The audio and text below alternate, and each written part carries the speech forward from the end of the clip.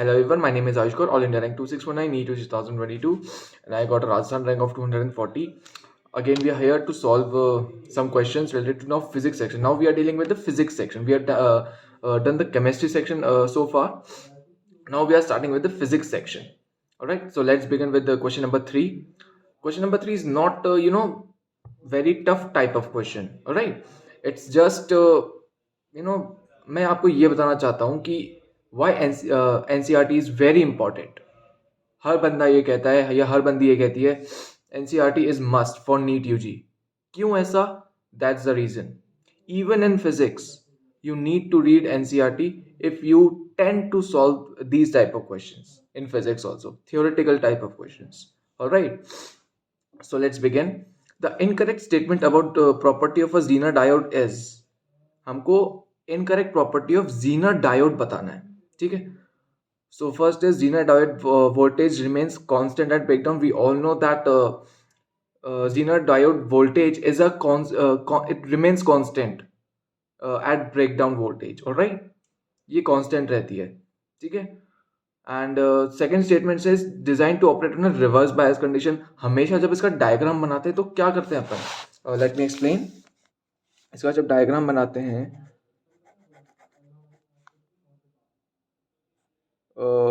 हमेशा हम ऐसा बनाते हैं इसका डायग्राम. ऑलराइट, यहाँ पे बैटरी होती है एंड यहाँ पे एक लोड रेजिस्टेंस होता है R. राइट, सो यहाँ पे वी कैन क्लियरली ऑब्जर्व कि करंट यहाँ से जाएगा, यहाँ से जाएगा. सॉरी, ये एक एरो यहाँ पे भी है. करंट यहाँ से स्टार्ट हुआ, यहाँ पे गया, यहाँ पे डिवाइड होगा. But can you see this is a reverse bias condition. हमेशा हम जब ये जीनर डायोड बनाते हैं तो हम ये वाला डायग्राम देखते हैं, या फिर जब भी इसका कोई क्वेश्चन आता है तो ये वाला डायग्राम आता है. So it's very understood, very clear that it operates under reverse bias condition. इसका कोई भी क्वेश्चन होगा हमेशा ये रिवर्स बायस में ही दिखेगा. कोई न्यूमेरिकल भी हुआ तो कोई सर्किट टाइप ऑफ क्वेश्चन, कोई न्यूमेरिकल टाइप ऑफ क्वेश्चन हुआ तो भी रिवर्स बायस में दिखेगा. राइट, एंड एटलीस्ट एनसीईआरटी में बिल्कुल अलग से गिवन है जो जीनर डायोड नाम से पीएन जंक्शन के बाद जो टॉपिक्स गिवन है, it's Zener diode.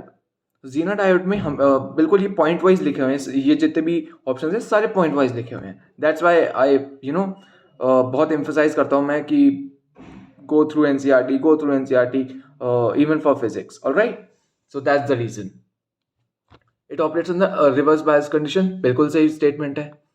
Depletion region form is very wide. No, depletion region is very small in case of Zener diode. You should remember this.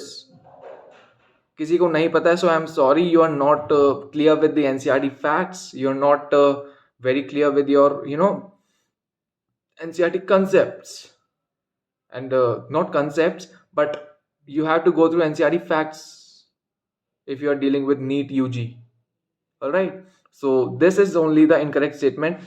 I know that I think second para की शायद first line ही है NCERT में कि ये जो depletion region form होता है Zener diode में, it's very small, it's not wide, बहुत ही थिन होता है. ऑलराइट, एनसीईआरटी में क्लियरली गिवन है.